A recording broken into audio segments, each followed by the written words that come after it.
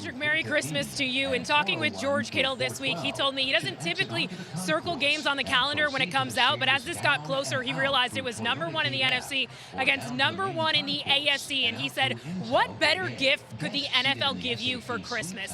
This game is going to feature two MVP caliber quarterbacks. For the 49ers, it's Brock Purdy, who Kittle tells me is an absolute dog. He says he's been nothing but consistent since he got here. He says the only thing that's really changed is he's gotten a few more endorsement deals. He says that this team is really relying heavily on Brock Purdy. He has just the right amount of confidence without being cocky. The 49ers defense is going to be put to the test against Ravens' Lamar Jackson, who has MVP numbers both on the ground and through the air. In talking with 49ers safety Tashawn Gibson this week, he told me Lamar Jackson is the engine that makes this team go. He says he's the most dangerous player on the field, and he gets the ball in his hand every play, so they're going to have their hands full. But Patrick, Lamar Jackson is 5-0 on the road against top 5 defenses. I told that to Tashawn Gibson this week. He kind of laughed and said, well, I'd probably be better off not knowing that stat, but Lamar Jackson has never had to come here to Santa Clara, play in front of this crowd on Christmas night. Another wide receiver, though, for this Lions team, I talked with Josh Reynolds. He told me that he has a sour taste in his mouth after that Ravens loss last week. He said they've been itching to get back out on the field and prove to people that that team last week is not who this Lions team is. But this Lions team is used to proving themselves. Reynolds told me we might not have a bunch of big-name guys on the roster, but what we do have are a lot of scrappy guys who maybe didn't get chances elsewhere, but came here and have gotten the opportunity. He said, we don't need big name guys to win games because our guys have bought into the culture and we have coaches that believe in us. This is a huge moment here tonight. And of course, the stadium starts chanting as I say that. That was by design. But this is their first Monday night game since 2018.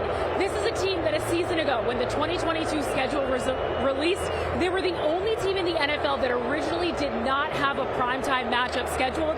They've now won 3 straight primetime games. The Rams have won 3 straight, and Matthew Stafford has thrown 7 passing touchdowns in the last 2 games, which is tied for the most in the NFL in that span. He'll be tested today against this Ravens top scoring defense and this weather. Rams receiver Puka Nacua set a new Rams rookie record last game when he surpassed 1,000 receiving yards.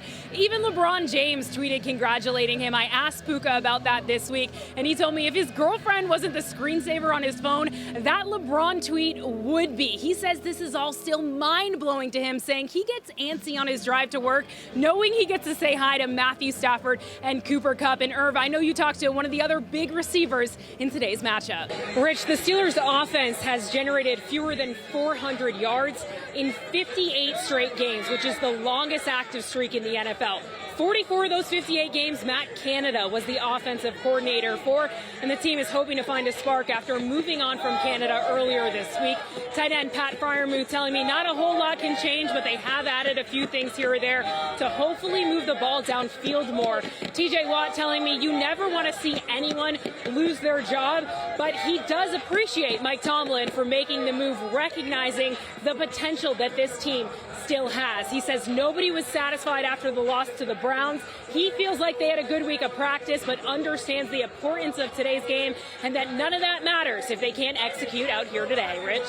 I asked Patrick Peterson about that, who typically plays corner for this team, but did get some time at safety in that loss to the Colts last week. And I asked him, will you be playing more safety? And he said, it's not a will I be. I will be starting at free safety. He says he will move around a little bit in some different packages, but he says he's going to be that quarterback for the defense. He was excited to get a full week of game prep and feels more confident. He does think he played well in that position in that Colts game, but even more confidence having that week of practice. He also mentioned an emphasis for the Steelers this week have been on penalties. This team committed 8 penalties in that loss last week. They're all saying you can't make September mistakes in December. He says we need to be detail-oriented. When we're not detail-oriented, that's when we get our butts kicked, and that's what's happened to this team the past 3 weeks. Of course, they've lost 3 in a row. He says if we want a shot to win out here today, we have to have everybody on board doing their assignments, right? And they get a field goal overtime, and it's a punt return for a touchdown. What were the emotions throughout that period? it's intense, you know what I mean? But this is December football. Your touchdown early in this game, to get that touchdown in all purple against your former team, what did that mean to you?